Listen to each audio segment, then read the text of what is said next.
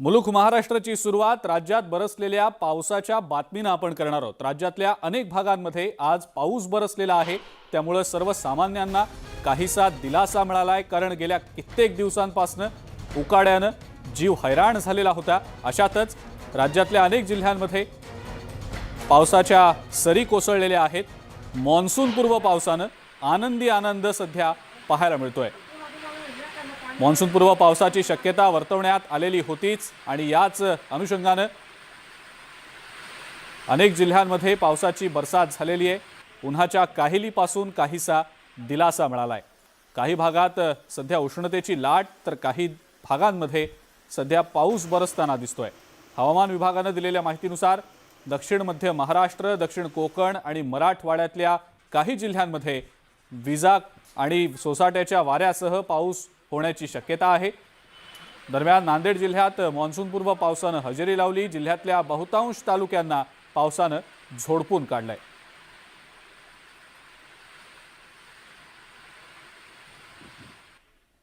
आणि या मॉन्सून पूर्व पावसाचा जो अंदाज वर्तवला गेलेला होता, या अनुषंगाने आणखीही काही दिवस हा पाऊस बरसण्याची शक्यता आहे। आपण ग्राफिक्सच्या माध्यमातून या संदर्भातली एक माहिती जाणून घेऊया की कोणकोणत्या भागात हा पाऊस बरसणार आहे। येत्या 2 दिवसात रत्नागिरीमध्ये पाऊस कोसळण्याची शक्यता आहे। यासोबतच सिंधुदुर्ग म्हणजे दक्षिण कोकणचा जो भाग आहे, ज्याला तळ कोकण म्हटलं जातं, या भागात मोठ्या प्रमाणात पाऊस होईल। पश्चिम महाराष्ट्रात पुण्यामध्ये पाऊस व्हायची शक्यता आहे। कोल्हापुरात मोठ्या प्रमाणात पाऊस होण्याची शक्यता आहे। यासोबतच सातारा आणि सांगली या भागात देखील पावसाची शक्यता वर्तवली गेलेली आहे। यासोबतच सोलापुरात देखील पावसाची शक्यता वर्तवण्यात आलेली आहे। आपण जर मराठवाड्यातल्या भागाचा विचार केला तर परभणीमध्ये पावसाची शक्यता आहे। हिंगोली या भागात देखील पावसाची शक्यता वर्तवली गेलेली आहे। सोबतच नांदेडमध्ये पाऊस आज देखील झालाय आणि पुढचे 2 दिवस देखील हा पाऊस होऊ शकतो। नांदेडमधल्या वेगवेगळ्या भागांमध्ये आज पाऊस पडल्याचं पाहायला मिळालेलं आहे। सोबतच लातूरमध्ये देखील पाऊस पडण्याची शक्यता व्यक्त करण्यात आलेली आहे। हवामान खात्याने वेगवेगळ्या भागांमध्ये पाऊस होऊ शकतो असं म्हटलंय, ज्यामध्ये उस्मानाबादचा सुद्धा समावेश आहे। तर आपण पाहिलं राज्यातल्या नेमक्या कोणकोणत्या भागांमध्ये सध्या पाऊस पडू शकतो अशी शक्यता व्यक्त होतीये। आणि यासोबतच जर आपण विचार केला तर कोल्हापूरमध्ये खास करून मुसळधार पाऊस पडलेला होता। त्या अनुषंगाने कोल्हापुरातल्या वेगवेगळ्या भागांमध्ये वादळी वाऱ्यासह पाऊस झाला। अनेक भागात वीज पुरवठा सुद्धा खंडित झालेला आहे। बत्ती गुल झालेली अनेक भागातली। सोसाट्याच्या वाऱ्यासह हा पाऊस पडल्याने कोल्हापूरकरांची काही वेळ तारांबळ उडालेली होती।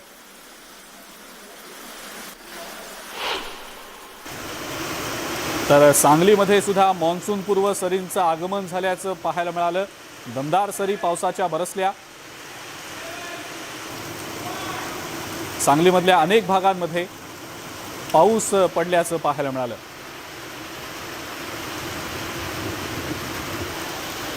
कोल्हापूर आणि सांगलीमध्ये जसा पाऊस झाला तसाच काहीसा पाऊस यवतमाळमध्ये सुद्धा झाल्याचं पाहायला मिळालं। मॉन्सून पूर्व पावसाने महागावला चांगलं झोडपून काढलं होतं। यवतमाळच्या अनेक भागांमध्ये वातावरणात चांगलाच गारवा निर्माण झाला आणि त्यानंतर जोरदार पाऊस बरसला। नागरिकांना उकाड्यापासून काही प्रमाणात दिलासा मिळाला। मात्र या पावसामुळे शहरात अनेक ठिकाणी रस्त्यावर पाणी देखील साचलेलं होतं।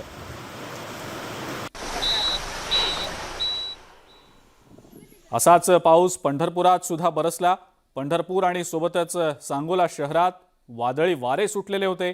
अनेक ठिकाणी धुळीचे लोळ उडाले। काही ठिकाणी झाडं फांद्यांसकट उन्मळून पडले आणि त्यानंतर पावसाच्या हलक्या सरी बरसल्या वातावरणात। त्यामुळे काही काळ गारवा निर्माण झालेला होता।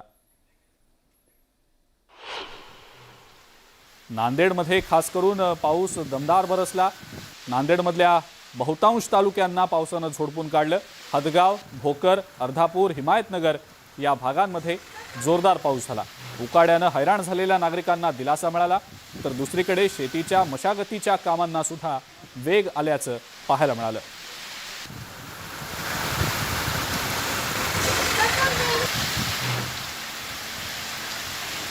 एकीकडे राज्यामध्ये दमदार पाऊस होतो आहे, मॉन्सून पूर्व हा पाऊस आहे, तर दुसरीकडे आसाममध्ये गेल्या काही दिवसांपासून पावसाचा हाहाकार पाहायला मिळाला आहे। आसामच्या अनेक भागांमध्ये पूरस्थितीची सध्याची परिस्थिती आहे। ही काही भयंकर दृश्य या पुराची न्यूज 18 लोकमतच्या प्रेक्षकांसाठी या पुरामुळे अनेक ठिकाणचे रस्ते अक्षरशः वाहून गेल्याचं दिसतं आहे। पावसामुळे ही अनेक ठिकाणची रस्ता वाहून गेल्याची आसाममधली दृश्य। सुमारे 5 लाख नागरिकांना या पुराचा फटका आसाममध्ये बसलेला आहे। पुरामुळे संपूर्ण रस्ताच कशा प्रकारे वाहून गेलाय हे आपण या दृश्यांमध्ये पाहू शकतो। सोबतच कर्नाटकात सुद्धा खास करून बंगळुरूमध्ये दमदार पाऊस गेल्या काही दिवसांपासून सुरू आहे। पावसामुळे बंगळुरूतल्या अनेक ठिकाणी सखल भागात पाणी साचायला सुरुवात झालेली होती। पावसामुळे काही ठिकाणी 4 चाकी गाड्या या जवळपास अर्ध्या पाण्याखाली गेल्याची दृश्य दिसली।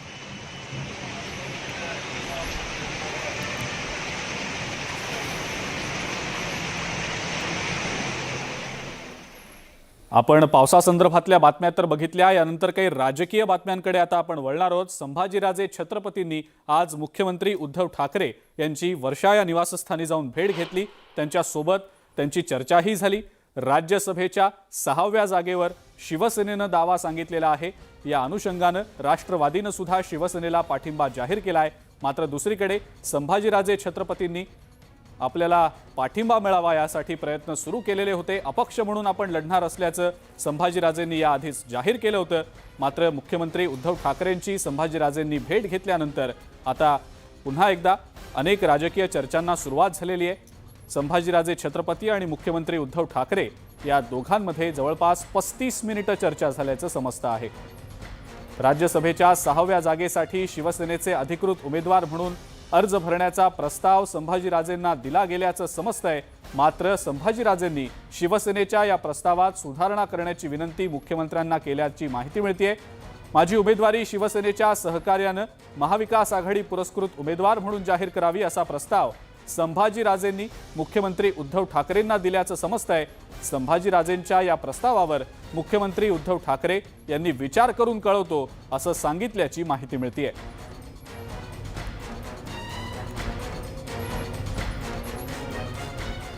आता संभाजीराजेंनी या दिलेल्या प्रस्तावावर मुख्यमंत्री उद्धव ठाकरे यांनी आपण विचार करून कळवतो असं सांगितल्याची माहिती मिळतेय।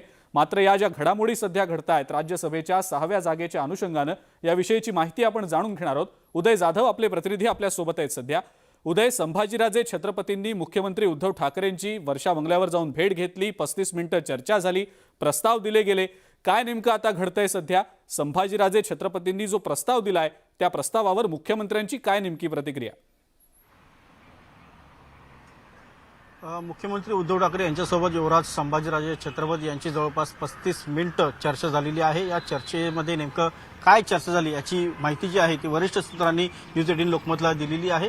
या चर्चेमध्ये मुख्यमंत्री उद्धव ठाकरे यांनी शिवसेनेचे अधिकृत उमेदवार म्हणून युवराज संभाजीराजे छत्रपती यांना प्रस्ताव दिला आणि त्यानुसार तुम्ही उमेदवारी अर्ज दाखल करा आणि तुम्ही निवडून याल असं देखील सांगितलं आहे। कारण तेवढी मतांची गोळाबेरीज जी आहे ती शिवसेनेकडे आहे। कारण राष्ट्रवादी काँग्रेसने पाठिंबा जाहीर केलेला आहे, त्यामुळे एकूण जे 42 मतांची जी मोठ आहे ती सहजपणे शिवसेना बांधू शकते। अपक्ष आमदारांचा देखील पाठिंबा शिवसेनेला आहे। मात्र शिवसेनेचे अधिकृत उमेदवार म्हणून मी येऊ शकत नाही, कारण याआधीच मी स्वराज्य पक्षाचा एक संघटनेची स्थापना केलेली आहे आणि मी माझी स्वतःची अपक्ष उमेदवार म्हणून याआधी जाहीर भूमिका जी आहे ती केलेली आहे। त्यामुळे आता पुन्हा मागे फिरणं योग्य ठरणार नाही। त्यामुळे युवराज संभाजीराजे छत्रपती यांनी काही सुधारणा जी आहे ती मुख्यमंत्री उद्धव ठाकरे यांच्याकडे सांगितलेली आहे। त्यानुसार जर का शिवसेनेच्या सहकार्याने आणि महाविकास आघाडी पुरस्कृत उमेदवार म्हणून माझी जर उमेदवारी जाहीर करण्यात आली तर मी ती स्वीकारतो आणि त्यानुसार माझी उमेदवारी जाहीर करण्यात यावी। मात्र मी शिवसेनेचा खासदार म्हणूनच कार्यरत राहीन। राजकीय दृष्ट्या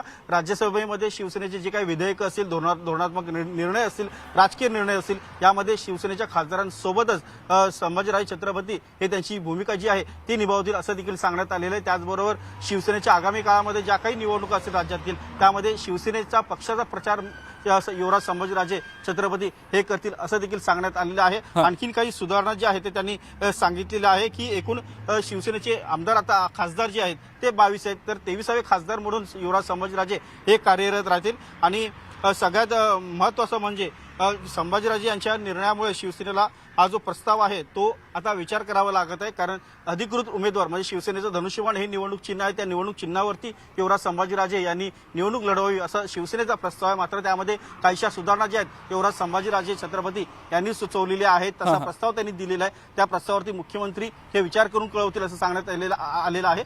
तर मुख्यमंत्री आता नेमकं त्यांना काय प्रस्ताव देत आहेत विचार करून ते आता पाहावं लागेल, आणि राजे म्हणजे छत्रपती संभाजीराजे हे ते प्रस्ताव जे आहेत ते स्वीकारतील का हे पाहावं लागणार आहे. 6व्या राज्यसभेच्या जागेसाठी एक गुंतागुंत जी आहे ती वाढताना दिसते तितकीच चुरस देखील वाढताना दिसते आहे. कारण अपक्ष उमेदवार म्हणून युवराज संभाजीराजे छत्रपती यांनी अर्ज दाखल केला तर त्यांना शिवसेना राष्ट्रवादी काँग्रेस यांच्या जे अतिरिक्त मतं आहेत त्यांचीच गरज लागणार आहे. ती जर गरज त्यांना लागणार असेल तर निश्चितच शिवसेनेला राष्ट्रवादी काँग्रेसने पाठिंबा दिलेला आहे, कारण शिवसेनेची ही जागा असल्याचं राष्ट्रवादी काँग्रेसच्या नेत्यांनी याआधी सांगितलेलं आहे. त्यामुळे शिवसेना काय निर्णय घेते आहे हे पाहावं लागणार आहे, आणि शिवसेना जे काय निर्णय घेते तो युवराज संभाजीराजे छत्रपती हे स्वीकारणार का हे देखील पाहणं आता महत्त्वाचं ठरणार आहे. पुढच्या काही दिवसातच याबद्दल अधिकृत निर्णय जे आहे युवराज संभाजीराजे छत्रपती आणि मुख्यमंत्री उद्धव ठाकरे हे जाहीर करणार आहेत, कारण येत्या 24 मे पासून उमेदवारी अर्ज जे आहेत दाखल करण्याची प्रक्रिया सुरू होणार आहे. बिलकुल उदय, धन्यवाद. आपण ही जी सविस्तर माहिती दिलीत त्याबद्दल. या संदर्भात आता काय नेमका निर्णय घेतला जातो, मुख्यमंत्री उद्धव ठाकरे जो प्रस्ताव संभाजीराजे छत्रपतींनी दिलेला आहे सुधारणांसहित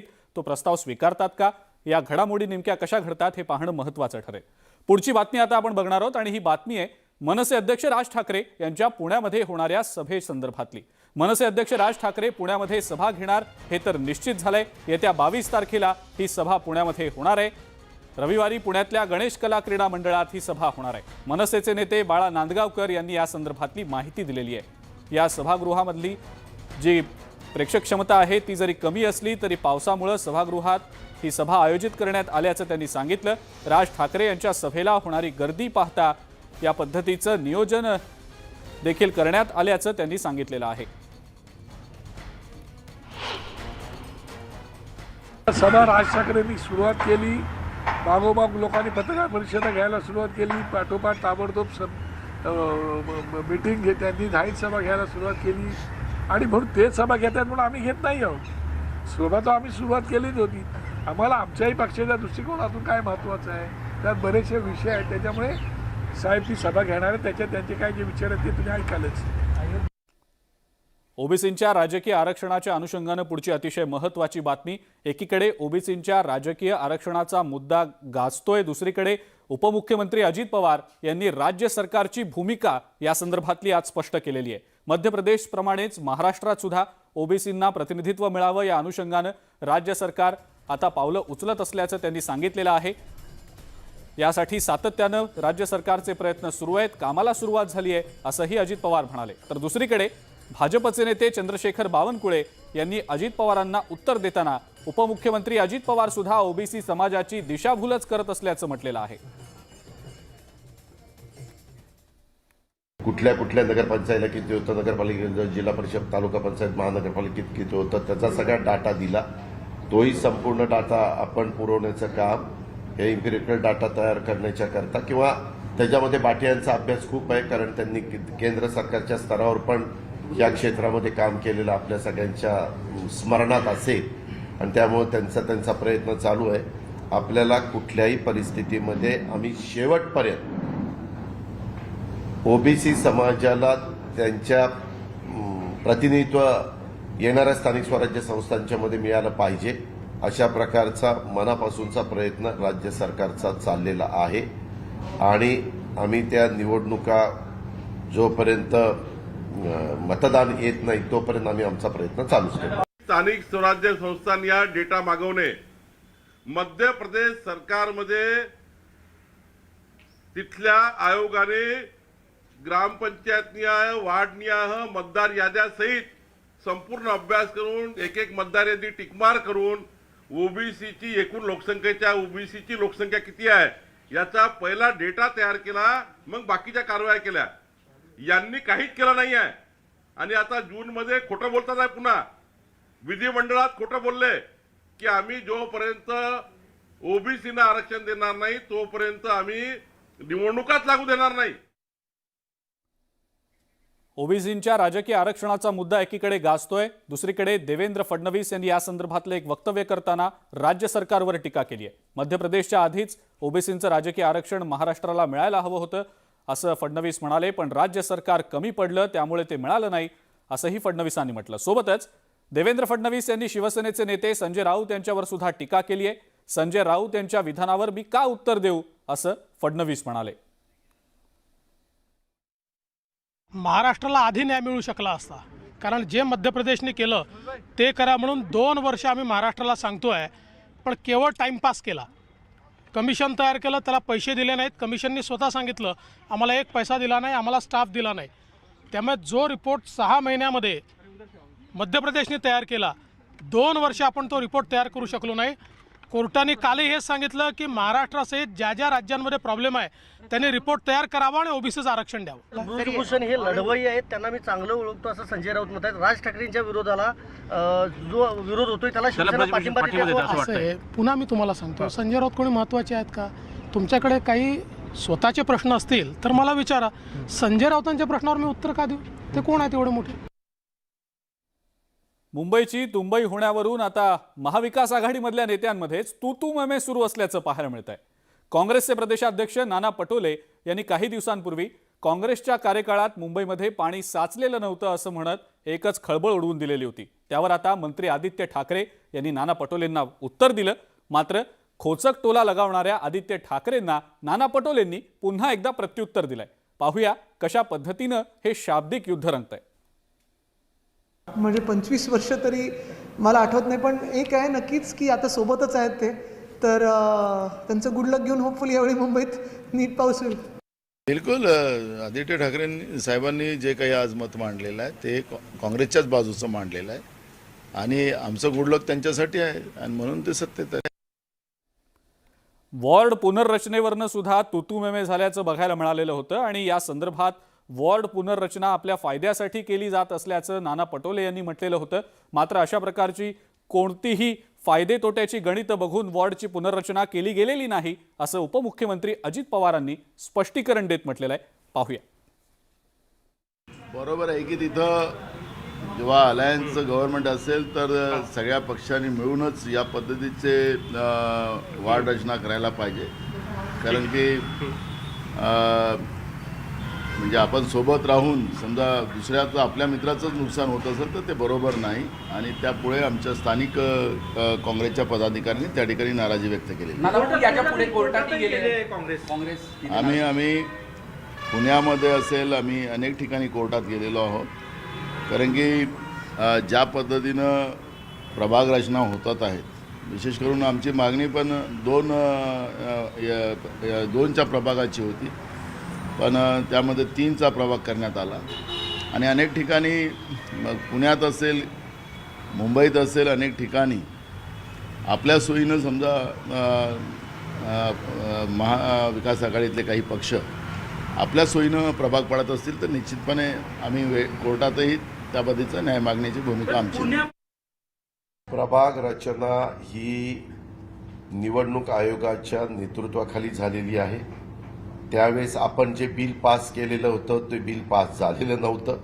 तुम्हाला चांगलं आठवत असेल की त्यावेळेस जे निवडणूक आयोगाचे प्रमुख आहेत त्यांनी सूचना दिली, त्या पद्धतीनं प्रभाग रचना झाली. त्याच्यानंतर त्यांनी पुन्हा IAS ऑफिसर प्रत्येक महानगरपालिकेला नेमलेले होते की तुम्ही पण ते पुन्हा तपासा. त्यांनी तपासलं, त्याच्यात हरकती मागवलेल्या होत्या.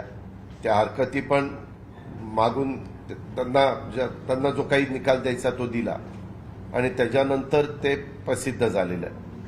त्याच्यामुळं त्यांच्या आरोपात कितपत तथ्य आहे मला काही माहीत नाही. मला त्याच्याबद्दल जास्त काही बोलायचं पण नाही. पोलीस भरतीच्या अनुषंगाने एक ब्रेकिंग न्यूज आता आपण बघणार आहोत. राज्य सरकार पुन्हा एकदा पोलीस भरतीची प्रक्रिया सुरू करणार असल्याचं समजतंय. राज्यामध्ये लवकरच 7,000 पदांची मेगा भरती होणार असल्याची माहिती मिळते. या भरती प्रक्रियेनंतर आणखी एक जम्बो पोलीस भरती होणार असल्याची माहिती सुद्धा देण्यात आलेली आहे. दरम्यान पोलीस कॉन्स्टेबल पदासाठी एकाच वेळी भरती प्रक्रिया पार पडणार असल्याची माहिती सूत्रांनी दिलेली आहे. त्यामुळे आता पोलीस भरतीची तयारी करणाऱ्यांसाठी मोठा दिलासा येत्या काळात मिळणार आहे.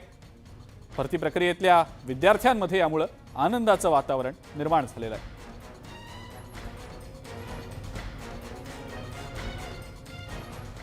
यानंतरची बातमी नवज्योत सिंग सिद्धू यांच्याशी संदर्भातली 1988 सालच्या रोड रेज प्रकरणामध्ये आता नवज्योत सिंग सिद्धू यांना सुप्रीम कोर्टानं 1 वर्षांची शिक्षा सुनावलेली आहे।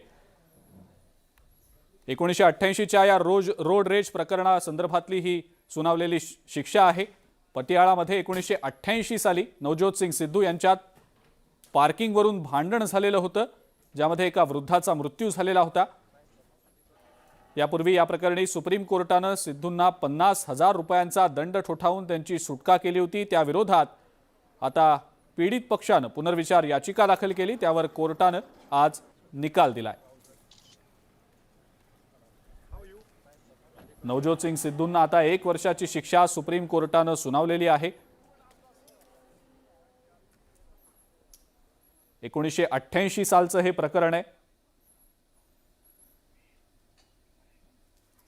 ग्राफिक्सच्या माध्यमातून आपण एक नजर टाकूया या सगळ्या प्रकरणावर। हे प्रकरण नेमकं काय होतं, कसं घडलं आणि ज्या घडामोडी या काही वर्षांमध्ये घडल्या या सगळ्या विषयीचा आढावा आपण घेणार आहोत। ग्राफिक्सच्या माध्यमातून आपण पाहूया। 27 डिसेंबर 1988ला सिद्धूचं पार्किंगवरून भांडण झाल्याचा प्रकार घडलेला होता। यासोबतच 65 वर्षीय गुरनाम सिंग यांच्याशी नवज्योत सिंग सिद्धूंचा वाद झालेला होता। या वादाचं रूपांतर त्यानंतर हाणामारीपर्यंत पोहोचलं।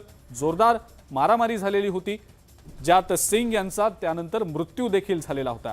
हे सगळं प्रकरण, या सगळ्या प्रकरणामध्ये सिद्धू यांचं नाव देखील खूप समोर आलेलं होतं। हृदयविकाराच्या झटक्यानं मृत्यू झाल्याची माहिती मिळालेली होती। मात्र कोतवाली पोलीस ठाण्यात सदोष मनुष्यवधाचा गुन्हा देखील दाखल झालेला होता। सत्र न्यायालयात हा खटला त्यानंतर बरीच वर्ष चालला देखील। 1999 मध्ये सत्र न्यायालयानं खटला फेटाळून लावलेला होता। 2002 मध्ये पंजाब सरकारने नवज्योत सिंग सिद्धूंच्या विरोधात हायकोर्टात अपील केलेलं होतं। डिसेंबर 2006 मध्ये हायकोर्टानं शिक्षा देखील सुनावलेली होती आणि या 3 वर्षांच्या शिक्षेचं स्वरूप होतं 1 लाख रुपयांचा दंड सुनावला गेलेला होता। या सगळ्यानंतर सुद्धा सिद्धूंकडून लोकसभेच्या सदस्यत्वाचा राजीनामा दिला गेलेला होता। त्यानंतर उच्च न्यायालयाच्या निर्णयाला आव्हान देखील दिलं गेलं। हे सगळं प्रकरण आपण जर पाहिलं तर या दरम्यान भाजपचे दिवंगत नेते अरुण जेटलींनी हा सगळा खटला लढवलेला होता।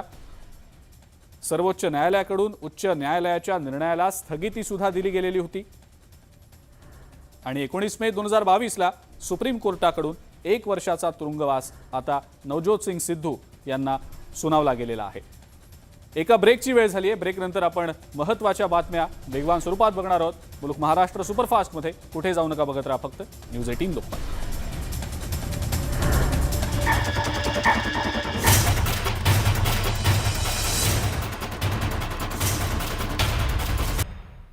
एक ब्रेकिंग न्यूज आपण सुरुवातीला बघूया। पावसासंदर्भातली ही बातमी आहे। राज्यात पुढच्या काही तासात वादळी वाऱ्यासह जोरदार पावसाचा अंदाज हवामान खात्यानं व्यक्त केलेला आहे।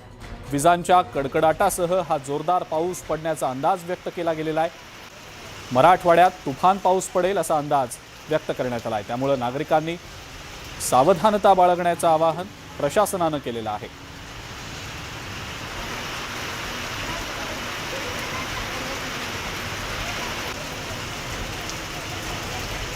मराठवाड्यामध्ये खास करून जोरदार पावसाचा अंदाज वर्तवला गेलेला आहे आणि या अनुषंगानं नागरिकांनी काळजी घ्यावी असं आवाहन सुद्धा हवामान विभागानं केलेलं आहे। वादळी वाऱ्यासह तुफान पावसाचा अंदाज वर्तवला गेला आहे।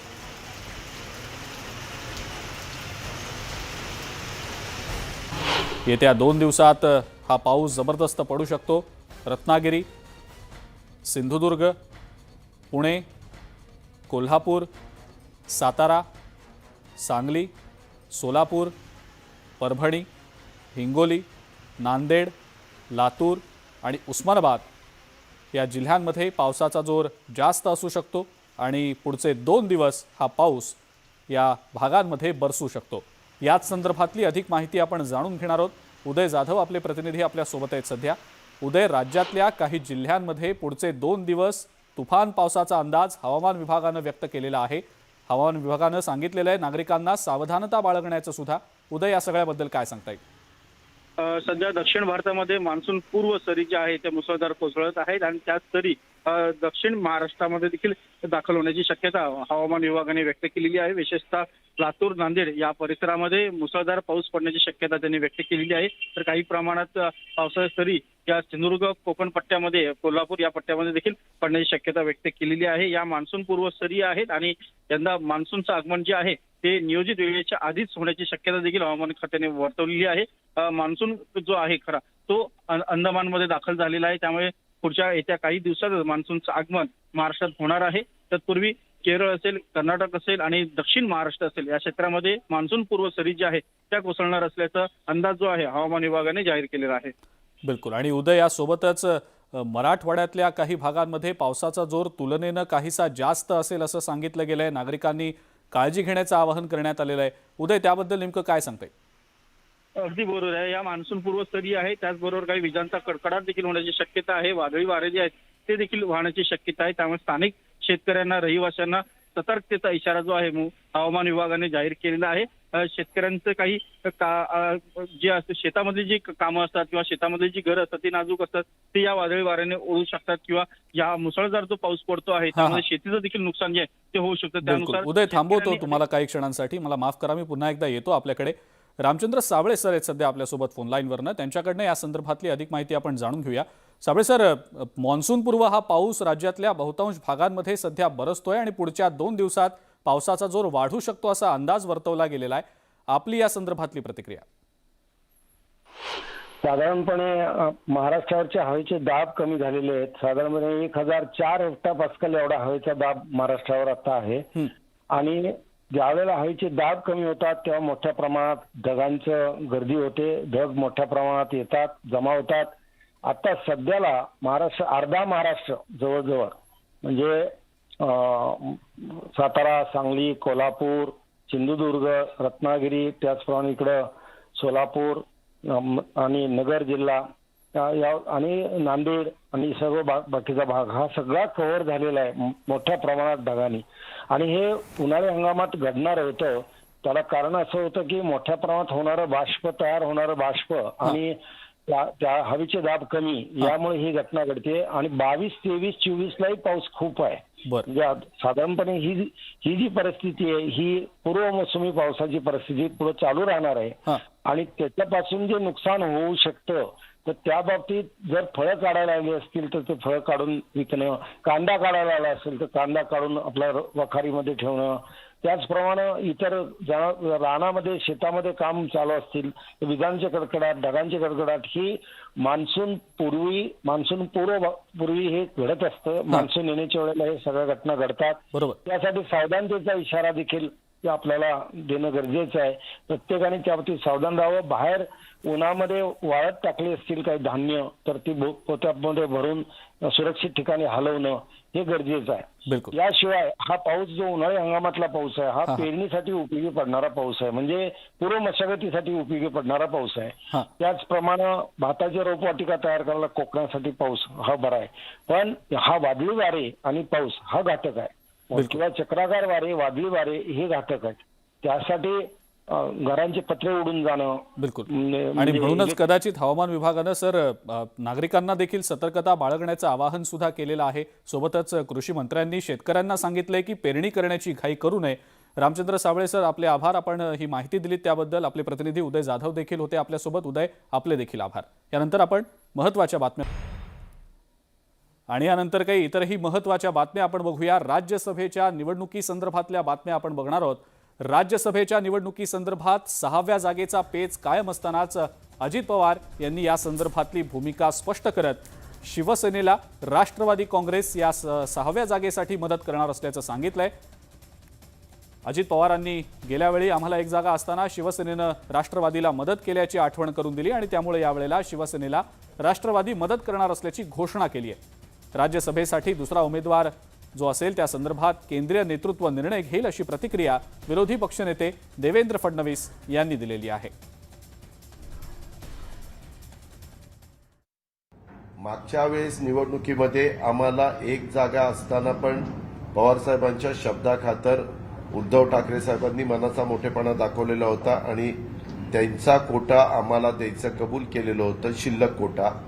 त्यामुळे आमच्या 2 जागा गेल्या शिवसेनेची एक जागा गेली आणि आपल्या काँग्रेसची एक जागा गेली आणि मला वाटतं 2 जागा भाजपच्या गेल्या.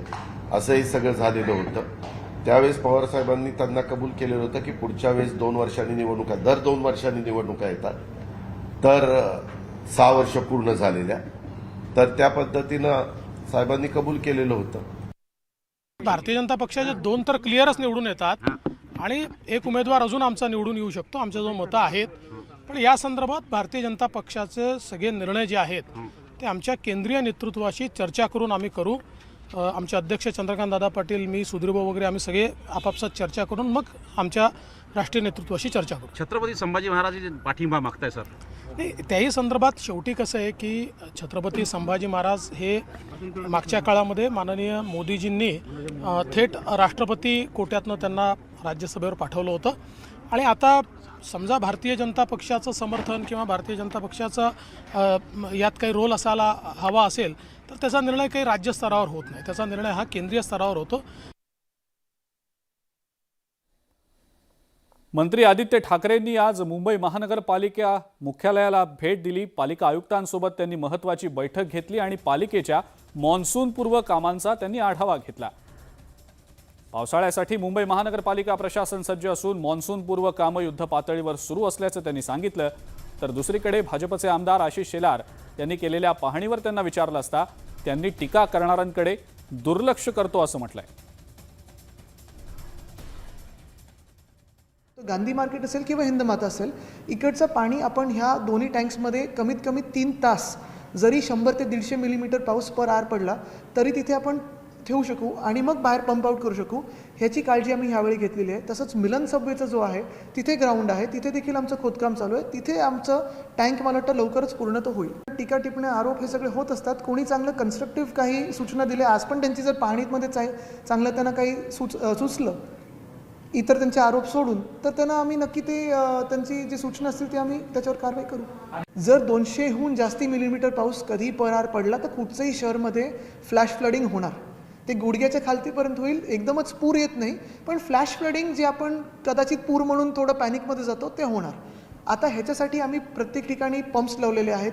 मला वाटतं 480हून जास्ती पंप्स लावत आहोत. पंपिंग स्टेशन्स आपले कार्यरत करत आहोत. Storm water drain, box drain, storm water ड्रेनची क्षमता वाढवलेली आहे. होल्डिंग पॉइंट्स करत आहोत. फ्लडिंग स्पॉट्सचं मिटिगेशन करत आहोत. नवीन कुठेही होत असेल तर तिथे आम्ही आत्ताच सांगितलेले वॉर्ड ऑफिसर्सना की तिथे जाऊन स्वतःहून बघा, कारण आत्ता मी पुढचे 10 दिवस त्यांना सांगितले तुम्ही सगळे ऑन ग्राउंड दिसले पाहिजेत. तर ह्या सगळ्या गोष्टी आमचं स्वतःचं सगळ्यांचं लक्ष आहे.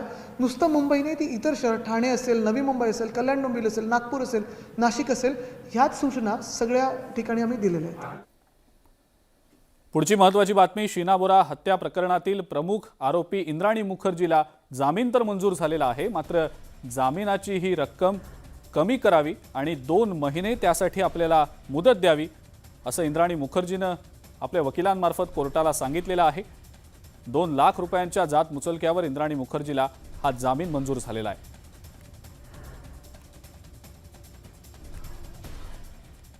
Supreme Court has categorically observed that she has been incarcerated for 6.5 years.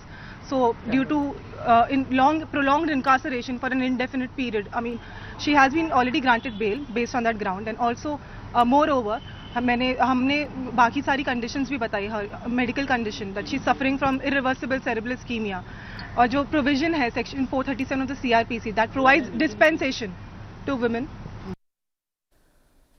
आणि यानंतर एक अनोख्या प्रेम कहाणी संदर्भातली बातमी बघूया. प्रेमासाठी माणूस खरं तर वाटेल ते करतो हे आपल्या सगळ्यांना माहिती आहे, मात्र कोल्हापूरमधल्या एका तरुणानं प्रेमासाठी आपल्या आवडत्या मुलीचे नावाचे जे पोस्टर्स आहेत ते संपूर्ण कोल्हापूरभरात लावले. कोल्हापुरात सध्या होर्डिंग्ज लावून प्रपोज करणाऱ्या प्रेमवीराची जोरदार चर्चा सुरू आहे. कोल्हापूर सांगली महामार्गावर मॅरी मी उत्कर्षा नावाचे होर्डिंग्ज गेल्या काही दिवसांपासून सतत झळकत होते. दरम्यान हे होर्डिंग्ज कुणी आणि का लावले याबाबत माहिती समोर येत नव्हती, मात्र आता या होर्डिंग्जचं गूढ उकललं गेलेलं आहे. कोल्हापूरच्या सौरभ कसबेकर या तरुणानं सांगलीतली त्याची प्रेयसी उत्कर्षासाठी हे भव्य होर्डिंग्ज लावल्याचं आता समोर आलेलं आहे. या पोस्टर्सच्या माध्यमातून उत्कर्षासाठी सौरभनं चक्क लग्नाची मागणी केली होती. यासाठी सौरभनं उत्कर्षाला त्यानं लावलेल्या मॅरी मी उत्कर्षा या होर्डिंग्जजवळ बोलावून तिला तिथेच प्रपोजही केलं. हे प्रपोजल तिनं ॲक्सेप्ट केल्याचं, मान्य केल्याचं आता समोर आलेला आहे। त्यामुळं सौरभची ही पोस्टरबाजी फळाला आलेली आहे। त्यामुळे आता सौरभचा आनंद गगनात मावेनासा झालाय। या दोघांच्या प्रेमाला घरच्यांनी सुद्धा होकार दिलाय। त्यामुळे आता हे दोघे येत्या 27 मे रोजी विवाह बंधनात अडकणार आहेत। या अनोख्या प्रपोजलची सध्या कोल्हापूरभरात चर्चा सुरू आहे। घरी काही होती पण आम्हाला ही आवडली म्हणून आम्ही हिला मागणी घातली आणि ह्यांचा मग विचार सुरू झाला। त्यात मग तो कालावधी होता तो होता 3-4 महिन्यांचा। मग फायनली सगळे अप्स अँड डाऊन्स नंतर मग ह्यांचा होकार आला। मग मी आता आमचं लग्न होतंय। आणि या सगळ्या महत्त्वाच्या बातम्यांसोबतच मुलुख महाराष्ट्रमध्ये आता वेळ झाली इथंच थांबण्याची। ताज्या बातम्या आणि अपडेट्ससाठी बघत राहा फक्त न्यूज 18 लोकमत।